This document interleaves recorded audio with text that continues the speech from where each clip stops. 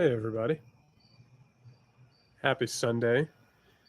Feels like it's been, I don't know, 3 months since we did this last. This week and the weeks before have been going at a glacial pace, but also breakneck pace as well. It's an odd reality we find ourselves in right now. And first and foremost, I just want to say thank you for hanging out on Sundays. Cheers. I I have to tell you, we get on here every week and we talk about winners and losers and whether or not we've won or lost. And at this point, I'm just glad we made it through another week. I was talking to Mary Trump on the Muckrake podcast this last week, and before we started recording, she told me that, and remember that she is a trained psychologist, and she was talking to me about how she can't see past election day. She can't she can't imagine either way that Donald Trump wins and Donald Trump loses, and what either one of them would feel like. And it was like one of those moments. I have to tell you, talking to her was very nice. I'm glad people enjoyed it. I'm glad people enjoyed it. I found her incredibly smart, and it's one of those things where you know, Nick and I have the podcast, and of course, I do these Sunday night things, and I write books and stuff. But it's still one of those things where it's incredibly lonely speaking against all of this stuff. And I know that you feel the same way. When you tell people, that there is an existential political crisis, and some people understand it, and other people will deny it. I have. I have a really weird time right now going out into the world. I live, of course, in southeastern Georgia, and I had to run to the store yesterday, and it was like 40% people wearing masks and 60% people not wearing masks, and the people who weren't wearing masks were obviously either wearing Trump stuff or like aggressively, not even conservative because that's not the word for it. Aggressively Trumpist stuff. Like there were like multiple people who were wearing either I forget the names of them, but they're like the veteran clothes. They're like the black and white fascist American flags, and um, oh, what was the one I saw? I saw a shirt that said I stand for I stand for the anthem, but I kneel for the cross, which is just like a wonderfully made piece of like aggressive Trumpist propaganda. So it's really odd, and I have to tell you that it's very nice to get on here every week and hear from you all during the week, and talk about this thing and try and figure it out. It's a very odd thing right now. We're going to be talking a lot today about expectations of the election, what it's going to look like, what it's going to look like on the other side of it. But we have to talk about the future. I keep saying that we have to have a conversation about what the future should look like and what we want the future to look like. How we can't just focus on Donald Trump, and we have to talk about the larger problems and the alternatives to the larger problems, like what we can do about them, and ways that we can change them. And in the meantime, we have been sitting here going through this confirmation hearing, if you want to call it that, for Amy Coney Barrett. It's just been an absolute farce. On one hand, she is woefully inadequate. The Republicans are pushing her through, regardless of what it means, and regardless of precedent. Yeah, that was this past week. And on top of that, it's like at the end of it, Dianne Feinstein hugs Lindsey Graham and says it's one of the best hearings she's ever been a part of. And it just makes you feel so bizarre and so lost in all of this. But I'm very happy that we do this. And I'm very happy that we are here. We have, I believe, 16 days. I think that's right. It's it's taxing. It's taxing because it feels like I don't know. It feels like we're on like a Titanic like ship, and we are cruising towards an iceberg, and we know that there is a possibility that we might hit the iceberg. You know, the experts have told us that we probably won't, but there's a real possibility, and who knows, it might cause damage. And just waiting for it. And I have to tell you, it's very similar. I don't know how many of you have had this experience, but living in Georgia, it is very odd and reminiscent of waiting on a hurricane. Because you find out about the hurricane about a week before. And there are a few days where you're like getting things ready and you're getting your house prepared and your outside prepared. And you know what day it's supposed to hit, but you're not yet sure what it's going to feel like or what the effect is going to be. I think there are a couple of things that we can learn from that. And we're going to talk about Trump's desperation here in a couple of moments.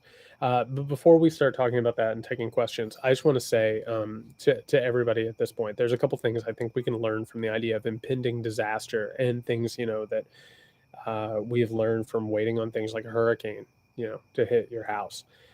First and foremost, we don't know what the election is going to be like. We have inferences, we have suspicions, we have educated guesses that we can have. You need to be ready. And by being ready, I've said this before, if you can vote early, that would be wonderful. If you're sending in your ballots, that's good too. You need to be ready on election night for literally anything to happen.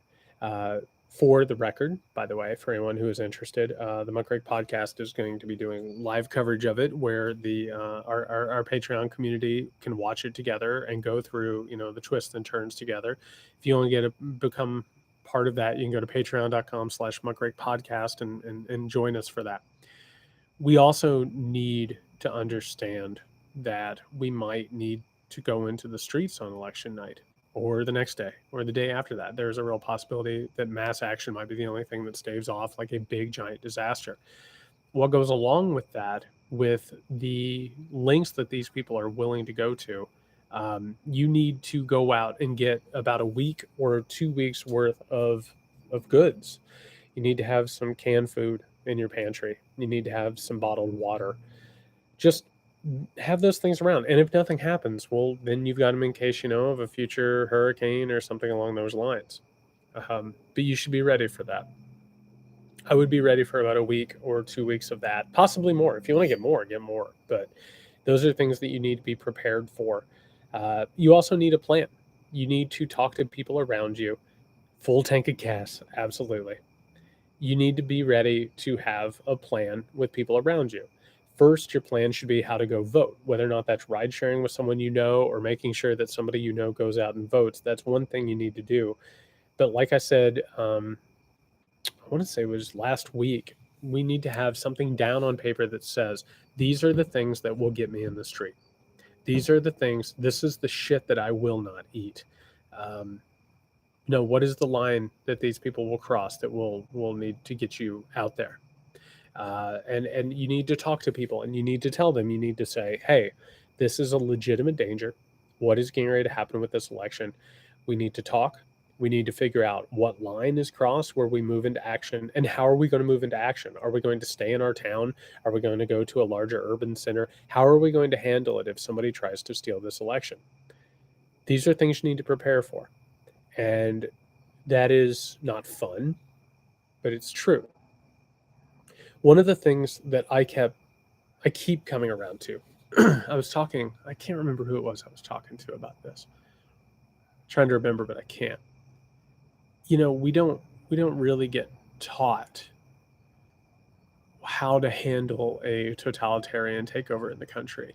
We're taught how to vote, you know, how bills get passed, all those types of things. We don't really educate ourselves on what to do, you know, if a tyrant tries to take over and destroy democratic institutions. The only thing that we can liken it to is a disaster.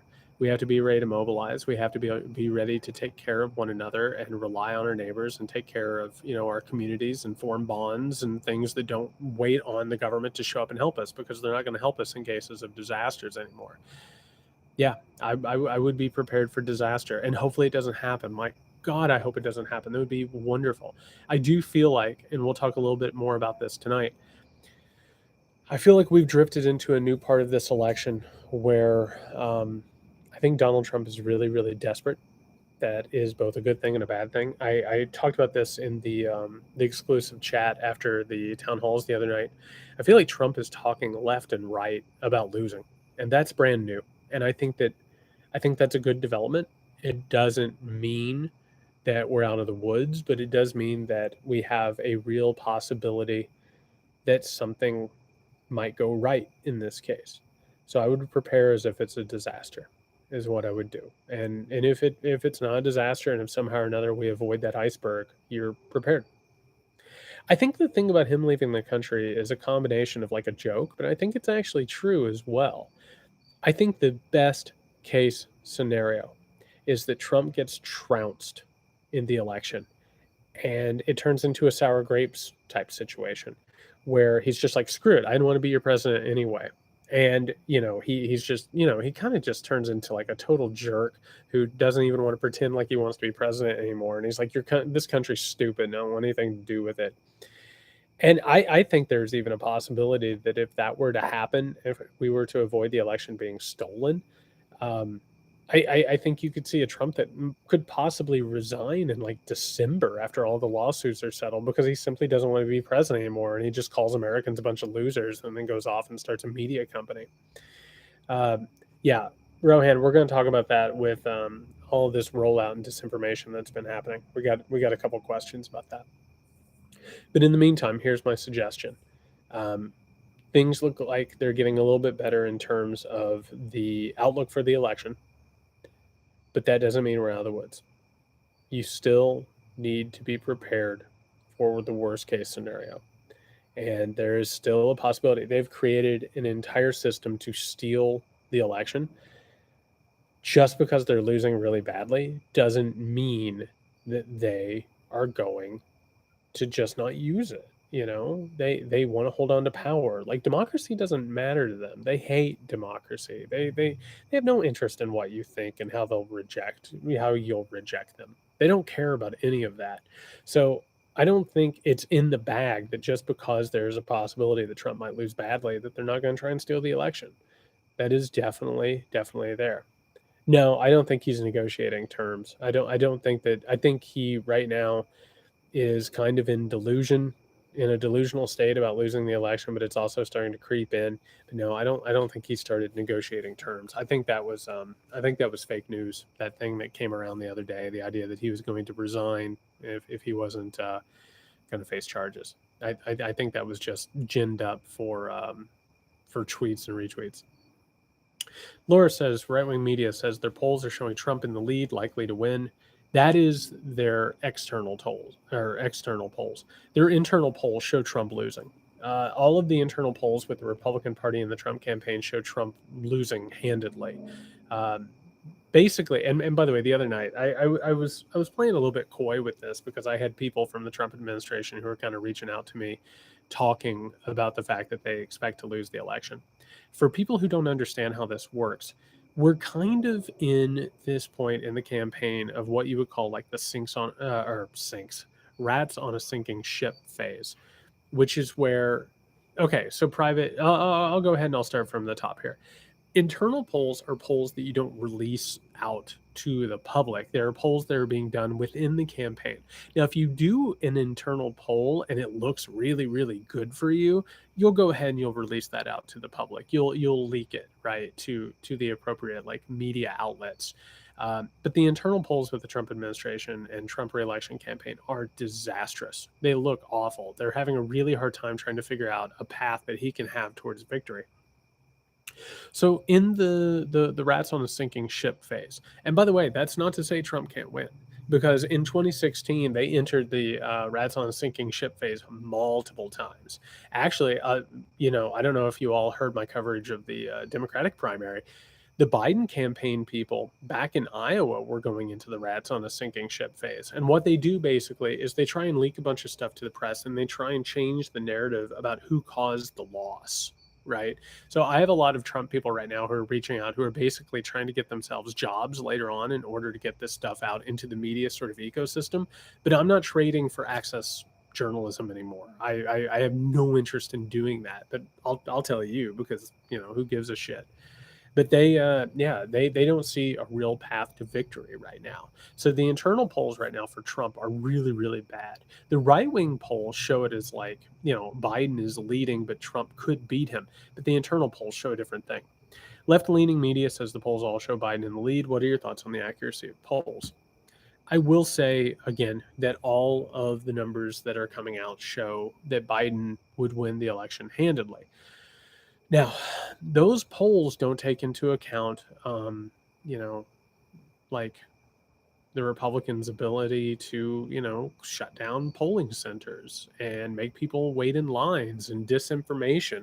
I mean, in the next week or so, you'll probably see a lot of things that are coming out being sent into like Democrat heavy areas. Read into that, people of color, their neighborhoods and stuff, telling them the wrong day for the election or that they can vote online or vote on their phones. There's like all kinds of bullshit that they traffic in.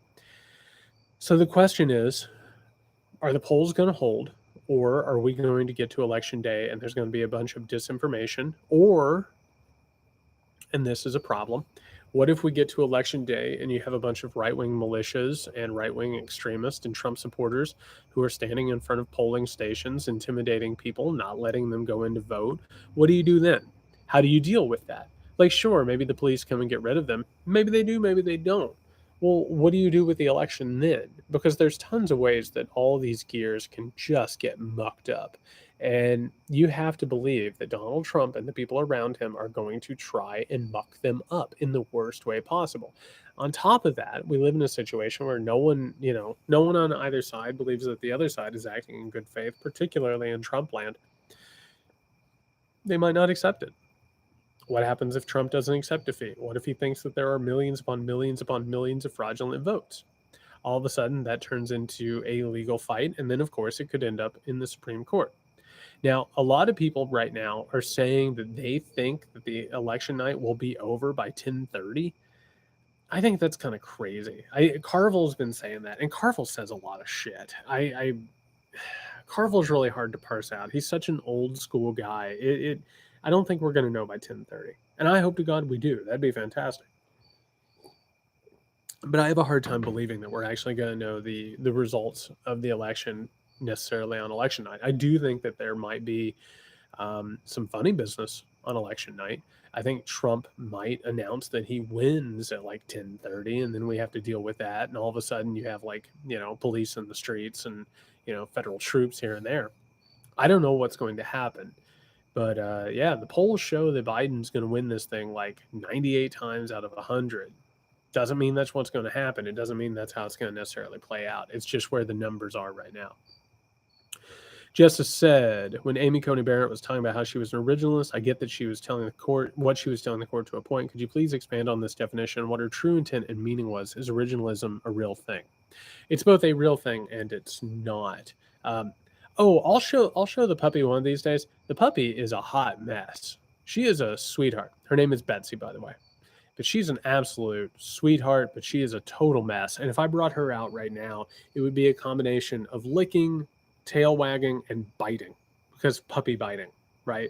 So it would mess up this entire feed. I have to let Betsy chill out a little bit. I need to fatten her up a little bit, and I need to get her chilled out a little bit. And then she'll make a bourbon talk appearance, is what'll happen. So originalism is a thing, and it's a thing in terms of like people believe it and there are entire schools of it. And, the entire right wing judicial apparatus is wrapped around the idea of idealism or originalism. But what originalism actually is it's the idea that you should read the Constitution as it was originally written. Now, and here's a plug, by the way. If you haven't already, I have been releasing what I call the American Rule lecture series. We're on episode 2. Episode 3 should come out either tomorrow or Wednesday, I think. Episode 2 is all about the founding of the country. Maybe you don't know this yet, but the founding of the country was not, this freedom, liberty, and equality that a lot of us have been told about. It was actually a change from the divine right of kings and queens down to a white supremacist aristocracy. Our founding fathers hated common people, didn't trust them with power, and so they created a system where they could control them. And by the way, have slaves and engage in white supremacist hierarchical oppression. Well, they want to go back to that. The only way that originalism works is you actually have to start treating the Constitution as it was in the 18th century. Well, that's all about there are certain people who are more powerful than others. And if they're more powerful than others, well, then you have a group of people who should rule over the rest and everybody else should just shut up. That's what they want. That's what Barrett is talking about. If you actually listen to Barrett and if you actually go through her past rulings, they're very disturbing. She believes some people are better than others and that some people do not deserve rights and do not deserve representation, which is originalism. It's really screwed up, and it is the basis of the modern Republican Party. Now, the next question I'm going to answer, I'm going to go ahead and loop this in here. Colette says, why didn't any of the Democrats ask her about the Federalist Society? And here's the reason why. Everything that I just said, and I have to assume, we're hanging out here on a Sunday evening. Cheers, salute. We're hanging out here, a few hundred people, on a Sunday evening, drinking bourbon, talking about politics, getting deep into this stuff. That tells me that you pay a lot of attention to politics, you care a lot about this stuff, and you're inherently curious about this stuff. So yes, conservative Americans secretly want an aristocracy. And by the way, they don't even hide it very much anymore. Like, they come out and pretty much in the open and admit this. So the fact that you're hanging out with me on a Sunday, talking about politics, getting deep in the weeds on this stuff tells me that you're inherently curious about this. Well, most people don't care about this stuff. Most people are either they don't think it's interesting or they don't necessarily, have the background to understand why it's interesting. One of the only reasons why I understand history the way I do and I'm excited about it is, like, I had a teacher at one point who, like, made me excited about history. It was really exciting to me, and all of a sudden I was like, holy shit, there's a lot to learn from this, and I can gain here and I can understand modern times. And on top of that, it's really fascinating to see what people do and when they do it and why they do it. These are awesome things. Well, the reason the Democrats didn't ask about the Federalist Society, and the reason why we don't have a working understanding of originalism, which by the way is federalism, but that's a different thing altogether. The reason why we don't have a working understanding of that as a culture is because it's not exciting. These aren't things that, like, people want to talk about on the news. They think it's pretty boring, and it's like the old idea of, like, eating candy versus eating vegetables. Now we're talking about it because we're a group of people who find this stuff fascinating and interesting and illuminating, right? Some people don't care about that. And so the Democrats basically used the entire hearing of Amy Coney Barrett not to get into the weeds with stuff and not to actually talk about this stuff, but they did it in a way where they could go ahead and frame either their reelection bid or their fundraising bid, or to get videos out there, or to go ahead and sort of chisel out their character. One of the things that, and it's not just Democrats, it's Democrats and Republicans. We'll talk more about this with another question. They're trying to create sort of a character that's larger than themselves. Asking about the Federalist Society and originalism doesn't do that. It just if you think that we're not going to have, like, a couple of bourbon talks after the election that are just completely unscheduled and me coming out to my, like, porch to talk to you while I drink bourbon, you are out of your mind, because that is going to be a stressful week, people. That is going to be a stressful week. But anyway, that's the reason why we're not talking about the Federalist Society and originalism, is because this stuff is not, like, an idea that, like, the media thinks that they can make money off of or that there's going to be profit from. The Democrats don't think people want to have this conversation. It's public theater. That's all this stuff is. But it's the honest to God truth of what's happening. Originalism was simply created so instead of saying, yeah, I'm into white supremacist aristocracy, they could say originalism, and people are like, oh yeah, that makes sense. Originalism, how the Constitution was written. That's very fascinating. But it's not. It's about white supremacist aristocracy, period. Jagged Star. As to Barrett, will there be more of a look into her previously decided judicial decisions? Unfortunately, not. She's going to get confirmed, and that's going to be the end of it. The question that's going to take place now is whether or not we pack the court and expand the court. Um, but yeah, no, people aren't going to pay any attention to what her opinions have been, what she's done, what she said. That's this pie is baked. It's just baked. She's going to go in, and people just want to talk about like whether or not she'll get confirmed or not. Like it's a victory. They don't want to talk about the fact that this was like a betrayal of the entire process. It was the Republican Party acting in bad faith, and no one wants to talk about that. June says, I bought American Rule for all the Trump supporters in my family. Hey, cheers. That's the thing. Give it to your Trump supporter family members and friends. Give it to them for Christmas. I mean, well, okay. I think it could help them. How do you think I should approach giving it to them? Okay, so here's the thing. We talk about this on Bourbon Talk all the time. American Rule and projects like it, and what we're doing here, and with the Muckrake podcast, and any of the stuff that I'm doing and people like me are doing, is we're trying to talk about the fact that American politics is not this dichotomous thing. Like the Republicans and Democrats, one isn't perfect and one isn't purely evil. Although the Republican Party has gone over the deep end. To understand the history of America is to dispel the mythology of America. And the people that and Trump supporters, by the way, Trump doesn't care about them. Trump doesn't give a shit about him. I thought one of the most telling clips in a long time was him going to Iowa and talking about how coverage of him getting nominated for the Nobel Prize, which, by the way, he's not going to win or couldn't possibly win ever. He got out there and he was like, oh, they talked about floods or tornadoes or whatever it was. It's like he doesn't give a shit about these people. And once more, the people who support Trump secretly know that he's completely full of shit. They just know he's full of shit. And, once you end up telling people the real story, like that's the thing about like the history in American Rule is, well, I'll answer that in a second, RL, because that's a good question. The thing about something like American Rule is it has the advantage of being true. Like it's not propaganda. It's not American Rule isn't like a partisan book. Like the Democratic Party is screwed up multiple times, and I admit that freely. I mean, Woodrow Wilson, and we'll talk about him in a second actually. Woodrow Wilson is like one of the most disgusting people who's ever been in the White House. But once you understand that American history has gone this circuitous route, and it's all been about the wealthy and the powerful holding down the less powerful, all of a sudden it makes more sense. And so, like, if you tell them, you're like, listen, this isn't about getting you to vote Democratic. It's not about getting you to do whatever. This is about like actual truth. People hear that, and truth smacks of truth. That's the whole point. When we're not fighting this,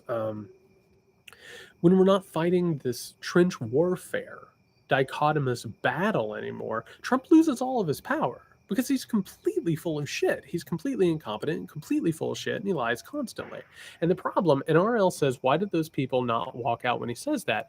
Is because they they have based their entire identity on Trump.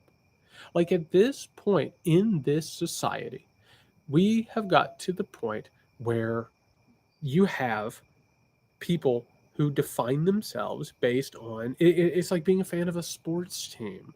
They all of a sudden they're like, I'm a Patriots person or I'm a Yankees person or whatever you want to say that you are.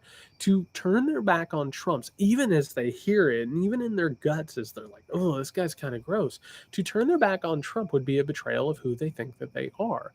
This is about who they pretend to be out in person, right? It is it's all about projection of who they want to be. That's all it is. So they don't walk out because turning their back on the cult would mean the end of their self. But if they start to understand that there's an alternative out there, then they can start to get out of it. It's like if you read stuff or watch stuff about cults, it's like you don't go and tell someone it's like you're in a cult, you need to leave. No, you give them an alternate reality, and in that alternate reality that is real, they can start to understand that they could walk away. Alfonso says, "What's your opinion of the whole email BS of the Biden's desperate moves?" Absolutely desperate moves. Can we just take a second to laugh about that shit? Okay, so they just dropped somebody. Somebody just dropped off a laptop. How weird. Just this laptop that just happened to have a Biden Foundation sticker on it or whatever the hell it was. And the guy at the shop, he didn't see who dropped it off. But you know, he picked up his phone and was like, "Oh, hey Rudy Giuliani, I just happen to have your number." And also Steve Bannon, "Hey, what's going on?" Unbelievable. Unbelievable. Oh no, Victor, I think that MAGA is absolutely race based, and we can talk about that too. That's a different thing altogether. I think that that's important. But anyway, so this Biden email thing is just unbelievable. And I will tell you this right now. And because I believe in radical honesty, I believe in putting my cards on the table. I don't want to leave anything, whatever. I think that there's stuff with Hunter Biden. I don't think Hunter Biden should have went over and got those gigs. Do I think that like a Donald Trump Jr. or whatever, he used his name to get gigs or whatever? Absolutely. He probably did. And like all of these people who've been politicians for whatever, they have weird double dealings and access and influence and all these things. There's a difference between that and what they have now created. It's such a stupid, bullshit, giant conspiracy. And it's just so sad. And Elizabeth says, "Do I think that Giuliani and Ron Johnson will ever suffer any legal consequences for knowingly disseminating Russian disinformation and propaganda?" Here's a couple of problems.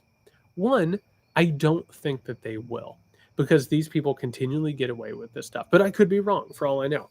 The second thing is, I don't even think that they understand that it's Russian disinformation. Here's where we get to let's get to a point and try and follow me here on a little bit of a walk.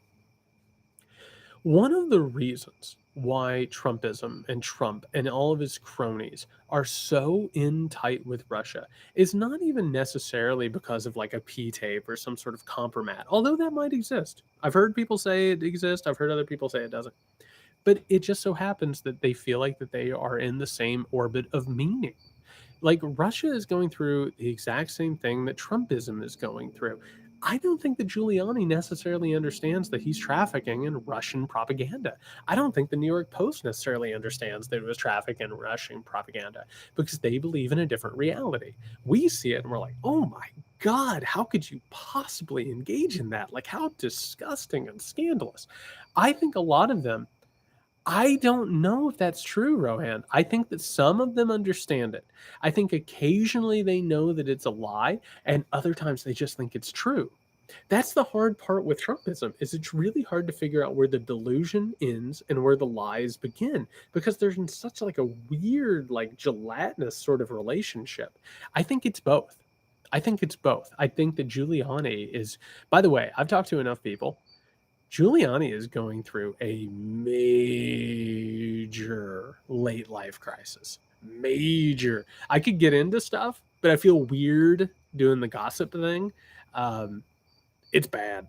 It's really, really bad. And I think that Giuliani, weirdly enough, and one of the things like there are so many reasons to not vote for Donald Trump for reelection, but one of them is the fact that he went along with Rudy Giuliani in this whole damn thing and didn't question it, and then ended up in this impeachable situation because he trusted Rudy Giuliani, who is not well. Who is not well. I'll just say that. Major says, "Did we already have the October surprise, or are we still waiting for it?" They'll throw something else at it. They'll throw some more shit at the wall and see if it sticks. I assume that we'll probably have something coming out. Um, that's the okay. So Rohan says that's applicable to the media system. I think that's 100% right with the media system. The political class like Giuliani and Johnson definitely understand it. I don't know. I'm telling you, Giuliani is not well. Johnson maybe. Giuliani is again. I'm trying to talk about this without like getting way too far over the line, like heads over the skis, right? Giuliani's not well. Giuliani is not in great shape. I think he is addicted to all of the attention and the movers and shakers part of it. So I don't know where the delusion ends and the lies end. Um, but yeah, I think they're going to try a lot of other things. I think they're going to try a lot of different things. I think we'll The big thing that they're pushing right now is Biden's mental health. They're talking about China, all that stuff. I think they'll try anything. I think the debate, and by the way, will the debate happen? Um, I don't know. I wouldn't do it if I was Biden. I would simply say I wouldn't put my candidate out there along with a man who probably has COVID. I wouldn't do this. And on top of that, Biden's already run circles around him. I wouldn't have another debate. Uh, if we do have a debate, I mean, Donald Trump is going to be unhinged. Unhinged. That's another thing. Pink Iguana brought that up. The Biden, like QAnon, child abuse stuff has started to percolate. They have been like, and by the way, QAnon, we'll talk about this in a minute because there's a question about it. QAnon has taken the place of something like an Alex Jones that does like the A/B test, where it's like they figure out if this works or if that works or that works or this works. QAnon has taken that over. They have figured out which things work and which things can be brought into the Trump campaign. The whole Biden child abuse thing has started to grow and gain purchase. I would not be shocked to see that in the next couple of weeks really start to take place within Trump's world for sure. But anyway, I think if we have a debate, Trump is just going to be unhinged. I really do. And there's really no reason. Yeah, Victor, we're going to talk about QAnon here in a second. That exact same thing. Wobbly says, do you feel Americans can execute a successful revolt if Trump were to steal the election? I don't know.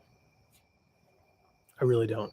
Because we're so afraid of losing whatever jobs we have or suffering political and social consequences. I like to think that if he openly stole the election, that it would happen. I also think that if the court were to overturn Roe v. Wade or start to go after things like gay marriage, I want to believe that we would be in the street. I think that would happen. My faith is not complete. My faith is not complete, but I really, really hope. Julia says, can we talk about these rallies and how Donald Trump's rhetoric is ramping up? Beautiful military marching to crush the protesters. Yeah, and this is one of the reasons why I don't think he's simply going to accept a defeat. I think everybody's getting lost in this narrative that Trump is going to get beaten and he's just going to be like, fine, whatever. Thank you, will of the people. That's a possibility. But I don't think that is set in stone. I don't. I think he's talked enough about fascistic impulses. He's been talking a lot about wanting the military and law enforcement to crush people and hurt people. And I think the other day he was like, "We love to see it. We love to see people getting hurt, and I hate it." I think that he is. Um, I think he's setting the pace for that. I agree, Catherine. I don't think he'll accept defeat. Again, there's an outside possibility that he'll be so humiliated that he'll sour grapes it and say, "I didn't want to be your president anymore anyway." But yeah, I think we're getting ready to face something really, really ugly. I think that, and again, that's why I think we should have a week, 2 weeks worth of stuff ready. I think he's desperate. Kathy says, "Where's this COVID mess going? Are we ever going to get this under control?" We'll eventually, I think, get a vaccine, but we're normalizing this thing. I don't know if you all have noticed it, but we're in like the third spike, and people are just pretending like it's not real. This is going to turn into a thing where we're just going to imagine it's not real. I mean, I know people who, when the pandemic started, like they quarantined, they took care of themselves, they took care of other people, they didn't go anywhere, they wore masks everywhere they went. People are starting to get stir crazy to the point where they're taking chances that are kind of crazy. Yeah, we're in the uncontrolled spread zone, period. You see things like, college football, like tried to deny that it even existed, and now it's just being ravaged by it. It's bad. It's really, really bad. And I think that this has shown, unfortunately, the possibility that can America can be co-opted by things where you wouldn't want to imagine that we could think things were normal. I'm talking about like technological dystopian type shit. And I think that there is a real possibility that it's just going to keep getting worse and worse and worse. It's really bad. Yeah, the or the immunity mentality is gaining steam, which is nuts. Johnny, oh, here we go. Do you think the outright refusal to disavow QAnon was motivated in part because the Hunter Biden kiddie porn plan was in the wings? Is playing to that fringe a part of this particularly disgusting flavor of attack? Also, will your C-SPAN reading air again? I missed it. Yeah, the C-SPAN American Rule reading is now in the rotation. Also, you can go to C-SPAN, I think .org, and it's there. Thanks for wanting to watch that. That's really cool. No, I think the QAnon thing, they just don't want to alienate their base. They only have a certain amount of people who support them, and QAnon is taking over the Republican Party. I mean, we're going to have our first QAnon member of Congress. That's going to happen. That's going to be something that is part of our lives going forward. And I think we're going to get to a situation where if the Republican Party doesn't pull away from the abyss, it means that we will probably. Oh, I have a thought on that, Claire. Actually, um, we'll probably get to the point where QAnon will sort of challenge the Republican Party, and the Republican Party, like it did with the Tea Party, which again was a completely created artificial construct based on the Koch brothers and other libertarian billionaires. I think the Republican Party will embrace it and basically bring the QAnon mythology, the less out there parts of it, right? Like they'll still talk about like, criminal cabals or whatever, and satanic child abuse. They'll get rid of the JFK Jr. stuff and they will launder it and they'll turn it into, something that they can use. I think that's where the Republican Party will go. So Claire says QAnon is agitprop. Convince me otherwise. I think it started out as internet LARPing. I think it just started out as sort of a post and then it went viral. I think since then it has been turned into a for-profit agitprop. I think that's probably right. Jackie Stewart, while all the excitement and talk about the campaign moves and the debate, are there really any persuadable voters? No, there really aren't. I think there's a small handful of quote unquote undecided voters, but I think actually this has more to do with the media's need for an election cycle. They've been screwed in terms of this. Like they haven't gotten all of the events, they haven't gotten all the twists and turns, the people coming on their shows, the big giant rallies, big giant events, the conventions. The election media complex has been hurt. And so these debates are simply to serve that. This sounds crazy, but it's to sell advertisements for, toothpaste and whatever delivery system you're using. It doesn't really have anything to do with the election. It's not actually going to like change a lot of minds. Here's the thing. Moms love you. How long can we stay here living in this batshit crazy atmosphere? I'm exhausted. I'm exhausted too. Cheers.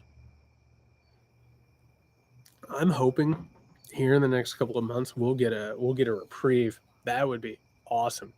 But yeah, it's political Super Bowls. That's a great way to put it. They treat it just like they would like the playoffs of like sports. Zach Sawyer, Jared, thanks for all you do. Hey, thank you, Zach. That's cool of you to say. Concerning the mainstream media, I think most folks want them to call bullshit when they see it. Do you think this is a must if we were to survive as a democracy? Absolutely. And one thing you have to understand when you look at the history of the country and the history of our media is it changes and it moves and it sort of evolves and, goes different ways. Like our media, and I was talking about this in, oh no, I guess it was in the new lecture. I already taped the new lecture. I guess it's in the new lecture. Maybe I did in the second. I don't know. I'm getting old. It's hard to remember sometimes. Yeah, so our media started out particularly as being very partisan and being owned by like parties and pushing their messages. And then, later on, like it started to become bipartisan or whatever you want to call it. And then, obviously it gave in to yellow journalism. And this modern era is particularly trying to be unbiased, right? It's not unbiased, but it's also like hyper capitalistic and it totally makes a ton of money off of controversies and spectacle and all that stuff. They made so much money off Donald Trump. They made so much money off Donald Trump, and they're still making money off Donald Trump.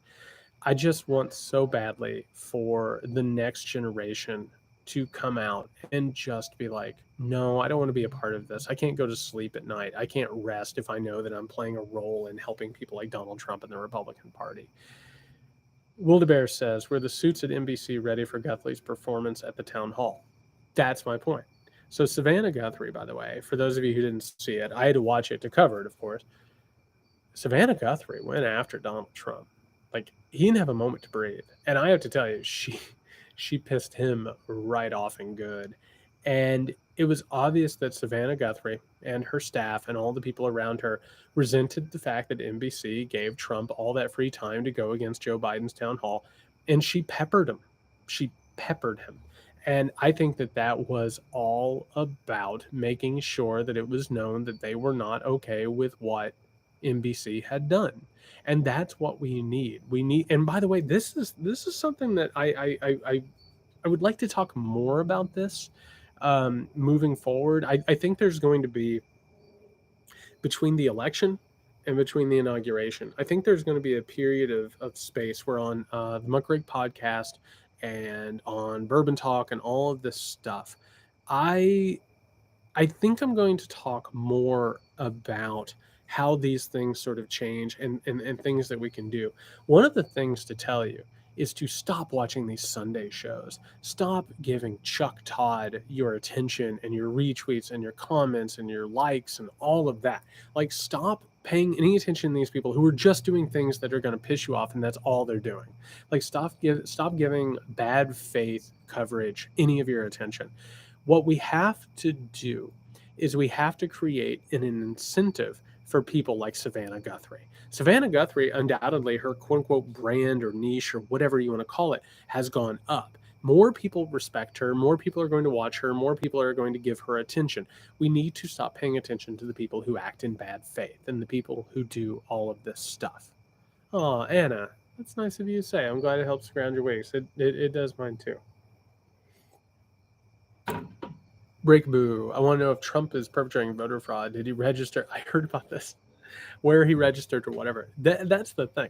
Like, Donald Trump probably, probably has committed voter fraud multiple times. Unfortunately, it's not going to come to any sort of fruition because nobody cares about laws anymore. I mean, like, his violation of election laws and funding laws and all that, like, it just should have been a big giant deal. It's not a big deal, and nobody cares about it. That you want a lesson in normalization. There's one right there. Donald Trump has broken like every law available, and nothing's happened to him. I mean, that's where we are. That's what we're dealing with. Jeff, do you think Trump's response to election results will be any different if it ends up being a landslide in Biden's favor? Maybe. I don't think he'll accept defeat. I don't think his mind would allow him. I think it would destroy him. But I still think there is a possibility that Trump might get beaten so badly that he might take his ball and go home. And I think I think that's the best case scenario for us as a nation and a people. That's the best case scenario. But I don't know that I believe it. Yeah, Joshua Jackson. I was on that show a couple weeks ago. He's really good. He's always been great. I loved him on NPR. He was fantastic. Groggy Bones. Jared, do you think that one of the ways as a country we can loosen the grip of American mythology and exceptionalism is if we somehow make our politics less of a spectacle? Amen. Cheers to that. We have to make politics boring again. We have to make it to the point where we're like caring about education board election results and who is your mayor and who is who's doing that. Oh, Ivor Wells. Hey, I just went on Ivor's show, Standing Places. Great interview. That is going to be a really good podcast. Really, really good stuff. I'm going to send that out tomorrow. But Ivor's talking about the evangelical shining city. Absolutely. Cheers to Ivor's. Good people. Yeah, I think we got to get away from politics as spectacle. I think we got to get back to the point where politics is just it's your vegetables and you eat them. Like, we have to get past the point where we want to stop, where we don't want to be entertained by this stuff anymore. I'm tired of being entertained. I want to get back to the point where it's just like this got passed or this didn't get passed and deal with it that way. We got to. That's a big, big, giant hurdle we have to pass. Kelly, doing more research on organizational structure and ties between the evangelicals and the Republican Party. They are playing the long game. Is there any type of structure like that on the left? No. That's one of the problems. is that the left has much more of what I would call a reactionary system, where we have things like like Planned Parenthood or Code Pink, or Move On. There are things where like a certain issue comes up, and then like a group comes in to fundraise and sort of fight it and sort of lobby it for it. The Republican Party plays a real long game. What we're watching right now is the success of their judicial project. And the judicial project that they have played has won in an incredible way. The left needs to form giant sustaining projects for power. But the problem, and here's the big issue, the problem is that the Democratic Party and the existing left wing organizations, again, are about reacting. They're not about creating something, they're not about trailblazing towards something new. Like, that's what I keep saying, is that the left, unfortunately, has been turned into a reactionary thing. We have to stop talking about, like, we have to get to the point where we're not having these battles that aren't even like actual battles.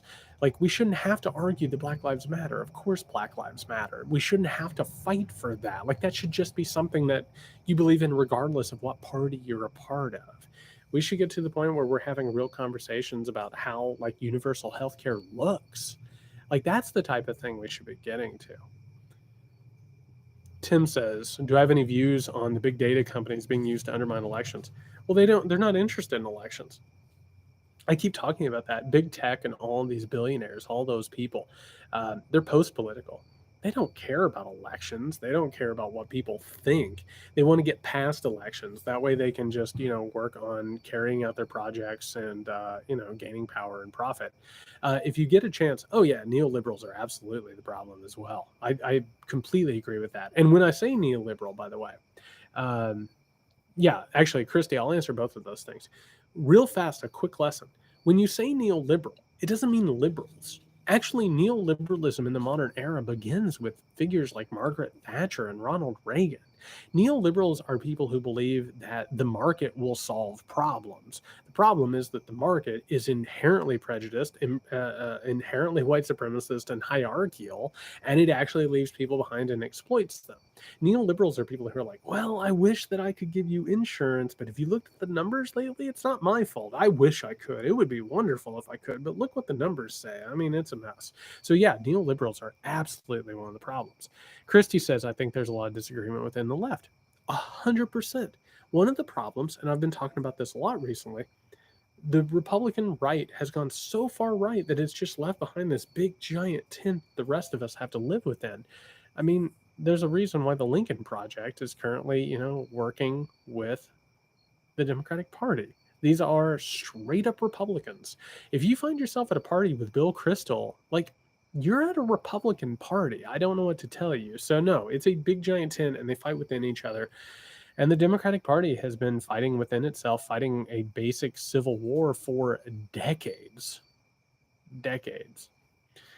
Man, we still got a lot of questions, and this has been a good chat. I've enjoyed this chat. This has been a good, decent time. The weather's nice. Good questions. Oh God, the Lincoln Project's politics suck. Their ads are good because they're old school Republican ads that Democrats weren't afraid to do. I would get rid of them, man. I would say good luck. Go form your own party. Vintage picks. Now that we know there's a market for fascism among a sizable base of the Republican Party, what happens post-Trump? Does another Republican figure attempt to capitalize on the momentum? Absolutely they do. They're not going to stop. Not even a chance are they going to stop.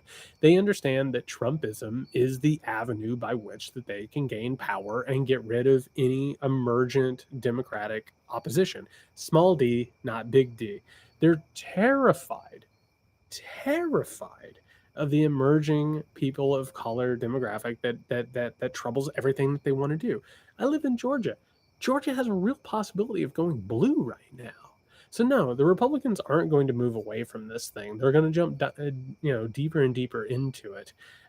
There's a possibility, maybe, that like some of the members of the Republican Party will try and pull them back. But with most of those Republicans moving over to the Democratic side, or, like the Project Lincoln people, there's not a whole lot of other people left on that ship. The Republican Party is not talented. It's not smart. It's been taken over by the poison of the Tea Party and like just straight media propaganda. They're terrified because nobody's interested in supporting them. Like, they can't get votes. The only way they can win a presidential election is the Electoral College, which was set up to privilege slave-holding white supremacist states. They can't win anymore. And the only way that they can hold, something like the Senate is because that is set up to make sure that all states get the same representation. So the Republican Party doesn't have any sort of a path to electoral viability. I said this the other day. If they knew what they were doing, and absolutely Tom Cotton is the guy to keep an eye on, as well as Mike Pence. If they were smart, Pete Buttigieg would be the leader of the Republican Party. That's what it would look like. I mean, that's the alternate reality where the Republican Party still has power and still has the ability to win elections. Ripple in Stillwater says, looking beyond Trump, has fascism fundamentally changed the trajectory of America? Foreseeable impacts. So here's the big scope, big giant thing. What I'm worried about is when climate change starts really, you know, wreaking havoc. So we have a situation now where, of course, on the border and in my state, they're forcibly, sterilizing women and forcing hysterectomies.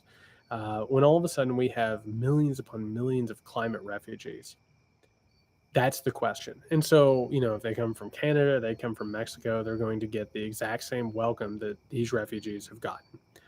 There's a real possibility, and this is really, really, really frightening, is when it turns into a state by state basis, where you have a blue state next to a red state, and the blue state is suffering, like, I don't know, California, and they're suffering some sort of an eco crisis, and they have to leave their state and go into the next state as refugees. So then you have privatization of clean water, you have border wars, you have all of this stuff. So fascism's not going to go away. Fascism is only going to get stronger. This Trumpism stuff, this is only like where all of a sudden it's like a pimple, right? This is like where you first start feeling the pimple, and like we're waiting on it to like really show itself, and it's worldwide.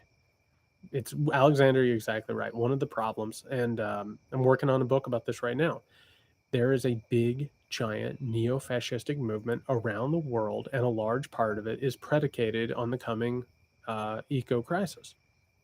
That's what's coming, and that's why we have to get out in front of this thing. That's why we have to beat it now. We have to smother it in its crib, because if we don't, when we get to this moment of climate change crisis, it's going to be bad. It's going to be really, really bad. And I don't know if there's any way to avoid the bad in general. Like, I'm not looking at this in a utopic type of way. I'm looking at this in a, how do we avoid a giant genocidal, fascistic, totalitarian system? And the only way that I know how to even start is to take down Trumpism. Yes, I agree. The smother in the crib is not the best sort of a thing. That's one of my family's old sayings. I agree. It's not the best saying, but we have to stop it. We have to stop it, because if we don't, and if we allow this movement to continue and to hold on to power, we're in a lot of trouble. We are in a lot of trouble if we allow this thing to continue on its current course. It could be really, really bad. All right, we've still got some questions, but we are nearing up on 1 hour. The hackers have not interrupted the feed, knock on wood. I've enjoyed this so much. And again, I enjoy hanging out with you on Sundays. No, Loon, do not be depressed. Don't be depressed. We're going to beat this thing. That's the thing that you have to believe here, is we have gotten a full view and glance at fascism in this country. We now understand what it is. We understand what it looks like. I have to deal with people who try and hack into my feed. It's not been fun. People will tell you. We've seen it, and I think we're starting to recognize it, and we're starting to understand its dimensions and how it works. I think we're going to beat this thing. I really truly do. And that's not even necessarily about November. I think over the years that we're actually going to beat back this thing. And I hope that you believe that too, because this is exhausting and this has worn me out. I've got more gray in my beard and in my hair, but I really truly believe we're going to beat it back. I truly do. I truly do. I agree. The climate stuff is grim, but we have to get ready and we have to create a new world where we can live through this stuff. And on that note, before we move on to the next question, five, four, three, two, one. Cheers.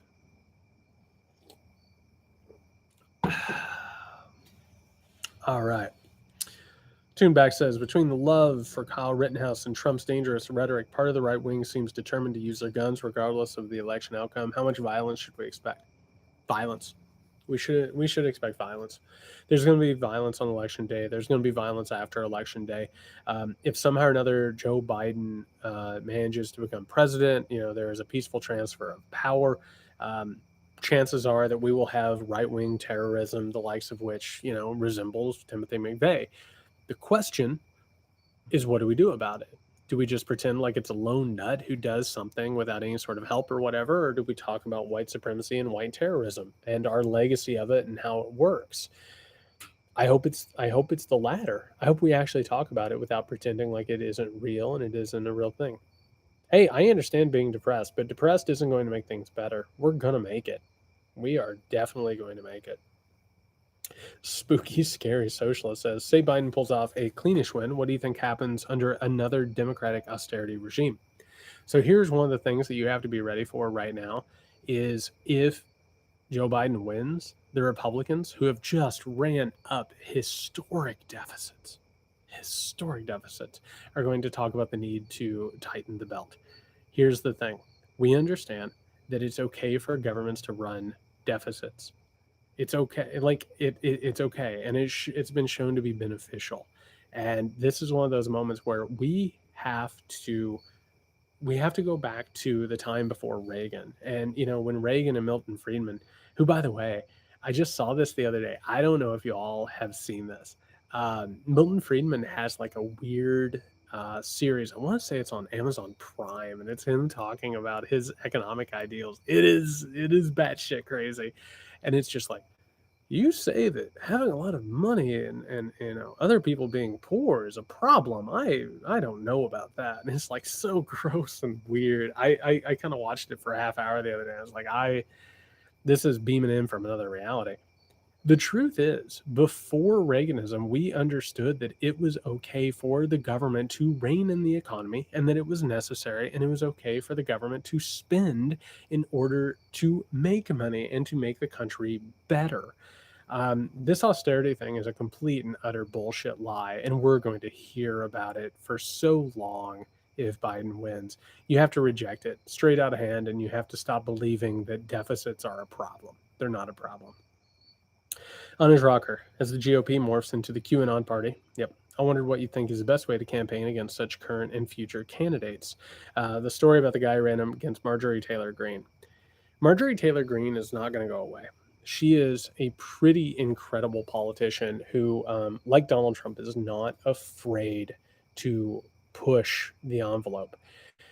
That's what sets them apart, is that they're not afraid of the consequences, and they are so happy to just try things out and just not really worry about the consequences of them. Fascism, threats of violence. The way we beat QAnon is we talk about what they are. We talk about who they are. We talk about what they believe. We bring them out in the light. I mean, there's a reason why the people who run QAnon recently have been like, hey, don't mention QAnon. It might scare some people away. And, just kind of talk around QAnon. And you can talk about like saving children and trafficking children, all that stuff. But they know that the QAnon brand is poisonous. They know that it doesn't work. So drag them out in the light. Talk about what they are, talk about what they would believe. And on top of that, start to talk about these conspiracy theories and what they're actually about. They are just absolute like lies and bastardizations of reality. They are simplified explanations that, yeah, they have decided that they don't want people talking about QAnon. They want people pushing the idea of QAnon, but they don't want people talking about QAnon. So we have to start educating people. We have to start telling them the reason why they believe in these conspiracy theories. It's like what I talk about in American Rule. It's like, the protocols of the Elders of Zion and the New World Order and the Deep State, now QAnon, are just simplified explanations of larger problems. And people don't understand what they're about because they don't have the language for it. They haven't been taught about it. They haven't been exposed to it. When you combat QAnon with actual truth as opposed to partisan talking points, it's done. It's just done. It can't stand up. Lewis says, any suggestion on pushback? These right wing freaks threatening governors. They got to go to jail. You can't you can't plan a revolution. You can't plan to execute governors. They got to go. That's the problem. And one of the more frightening things about Trumpism isn't just the idea that they could normalize corruption and destroy democratic institutions. It's the idea that Trumpism has just completely turned a blind eye for 4 years on white terrorism. We have to talk about them, and I'll tell you, this is one of those things, and I want you guys to remember this.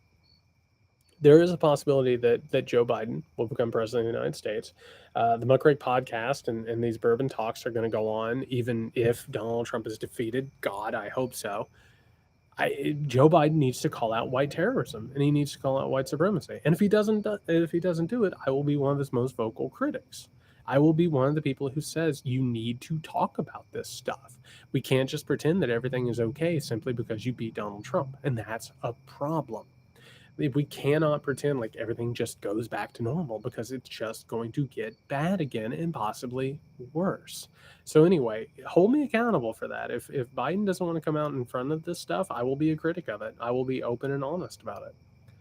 Susie, post-election, following the Washington Post piece, how's the U.S. come together? Do we need reconciliation commissions? Possibly. I mean, I would be all for that. The question is whether or not Joe Biden wants to do that. I think there's a possibility Biden will get into office and will want to be more of a Gerald Ford type figure. It's just like, well, let's leave the past behind and not deal with it. Which, by the way, would follow Obama's cue with how he treated George W. Bush. I've talked about this before on, I believe, the Bourbon Talk live stream and on the podcast before. Presidents don't like to prosecute former presidents because they don't want to be prosecuted themselves. The parties, that's like one of the few things that they don't really mess around with. In this case, I think that we probably need some sort of investigation to understand what it will be and how we look at this time period, because reality has been so troubled and there's been such a war against reality that we need something approaching an understanding. Bring out a bipartisan commission. Absolutely. Stephanie Stebbins says, I'm really interested in what happens afterwards and how we make sure it doesn't happen again. Also, do you think anyone else in this administration will be indicted? I don't think it'll be a big, giant indictment. There might be somebody who gets caught. I mean, who pictured what happened with Parscale, drinking a Bud Light in your driveway and all of a sudden you're getting tackled on the street. I assume one of them will get arrested. They're all criminals. But I can't imagine that Biden will go after them en masse. I wish he would, but I don't know if I believe that. That's the problem. But I think we definitely need to, look more at these people, and I think that we need to pass laws. We need to make sure that somebody has to release their tax forms before they run for president. My God. MT Girl, I had hope with Warren this criminal regime would be held accountable, putting stop to corruption as precedent. Biden-Harris will not prosecute because of precedent, not going after rivals. How do we prevent repeats without justice? I think we have to work. One of the things that we have to do is we have to start taking responsibility ourselves. We have to fight against this blatant corruption. We need to form groups that, focus on that corruption and lobbies these politicians and changes the way that the media talks about it and politicians talk about it. We have to hold them accountable, period. We have to stop waiting on them to hold them accountable because so many of them are just playing characters on TV. We have to be the change that we want in the world. That's a big, giant part of this. Kat Jacobs, how do we as lay people and how our leaders should address the completely disparate realities U.S. citizens are living in? We have to move beyond the mythologies. We have to stop going away. We have to move away from dichotomous explanations. I'm sorry, the Democratic Party isn't perfect. Nancy Pelosi isn't like a messiah who's going to save us. Like, we have to stop pretending that everything's fine on our side and everything's terrible on the other side, even though the Republican Party has just dived deep into the abyss. We have to move beyond those simple explanations. Left, right, blue, red, all of it. We have to move behind it, and we have to start having real giant conversations that are complicated and ugly. We have to we have to be honest about it and not simplistic, because when we're simplistic, we allow people like Trump to draw dichotomous trench warfare lines. That's a problem. And it's one of the reasons why we are floating in conspiracy theories. We have to have big, giant, human, adult conversations. Travis, knowing American history like you do, I'm curious if there was anything that shocked you when researching for American rule. I knew Woodrow Wilson was awful, but good lord, that and forced sterilization astonished me. I didn't know all of the relationships between the US and Nazi Germany. I didn't know it. I knew that there were some. But when I was writing American Rule and I started figuring out the way that America had inspired Nazi Germany, and also, by the way, Manifest Destiny, I just thought it was a misguided idea. Um, but the fact that like Manifest Destiny was a straight white supremacist ideology, I didn't understand that. I was still lost in that idea of, like covered wagons and, people eating, hard candies as they like drove over the plains or whatever. But to learn that Manifest Destiny was a straight white supremacist idea, that kind of blew my mind. Not to mention the fact that the founding fathers who wrote the Constitution were not authorized to write a Constitution. I had no idea, and that was right at the very beginning of my research for American Rule. Gene, have you watched What the Constitution Means to Me? I haven't. I've heard it's good. What additional constitutional amendments do you think are needed? ERA, the Equal Rights Amendment, needs to be passed for sure. We also need to. I, for one, really believe in FDR's second Bill of Rights. For those of you who haven't read up on those, you should. The second Bill of Rights proposed by FDR. I want to let me see if I can remember all of them: the right to a house, the right to a job, the right to health care. I want to say it was like right to education, and I want to say like freedom from fear or something along those lines. I think that we should go that route. I think we should go that route. I think that we need, and fair wage. I think that's right. We need to get to that point where we start talking about human dignity and human rights and human projects in this country.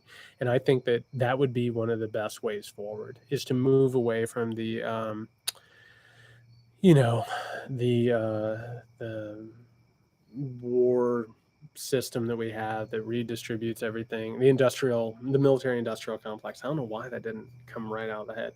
The military industrial complex and these giant corporate tax loopholes and corporate personhood and the idea of trickle down economics. I think we need to get away from all of this stuff, and we need to get to the point where we give people basic rights and basic freedoms and basic safeties. I think that's one of the most important things. Scary Ghost says, What should Biden focus on first after COVID-19? I would start working on projects that gain the American trust. One of the things I would do in the very, very beginning, if it was me, if I became president, is I'd push a civilian conservation corps type thing, where we took a lot of the unemployed and unhappy, people in America and gave them jobs. And they went around fixing infrastructure and working on things. I think that that would cool the temperature on fascism. I think that people who suddenly became involved in those things, and by the way, started creating housing, started creating all kinds of these like public systems. I think it would take a lot of people who were fascist or who were Trumpist, and it would make them more invested in society at large. It would move them away from being radicalized. And I think it would reinvigorate the country and give people trust again in government. I think something large, ambitious, and, sort of on a social justice scale, I think would be really big and giant.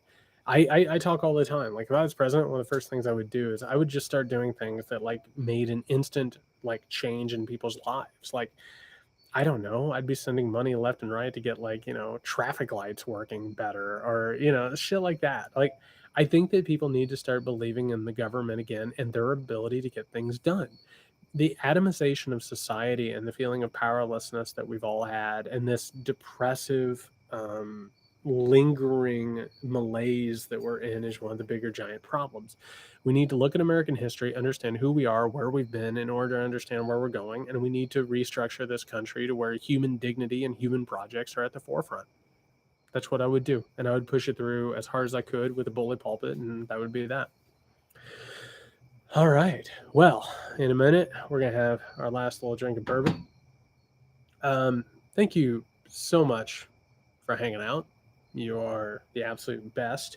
Like I said, the new American Rule lecture will be coming out either tomorrow or Wednesday. It depends on how the editing goes. This is going to be a big one. It's going to be about the Confederate States of America into Trumpism. I'm really excited about that. The Muckrake podcast will come out this week. I'm working on another big guest. I hope that works out. That would be really, really cool. I'm going to check my phone to see if I've heard back from this person as I write this, or as I talk. I have not yet, so let's hope that this works out. So we'll have the Muckrake podcast. Nick is still on vacation, so I'm holding down the fort, possibly having a guest or two. Also, a thing that no, colonialism hasn't really ended. It's just changed. Globalism, the global economic structure, is just a completely different form of colonialism. It's just moved around and changed and rebranded itself. Another quick note, if you are interested, on November 30th, I am going to be doing a political nonfiction workshop with the Philly Stables group. There are going to be limited numbers of tickets if anybody wants to get involved with that. I would be talking about how to write about politics and make politics personal and the personal political. So that'd be cool if anybody would want to join in on that. Yeah, Hassan would be cool to get on there as well. Yeah, and American Rule, still out there, still doing business, still whatever. If you haven't yet, pick up American Rule, check it out. I'm really, really proud of it. And if you read it and if you're enjoying it, please let me know. I'd love to hear from people who are reading the book and whether it's finding them well. So on that note, cheers. Here's to beating fascism. Here's to winning this battle.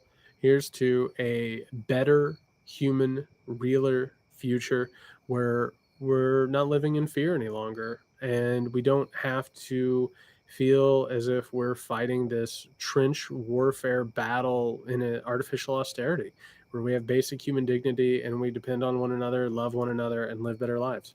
Cheers.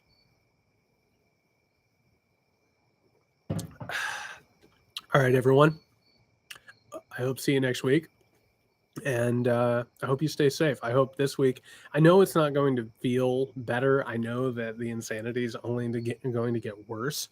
But here is hoping that it's better than it has been.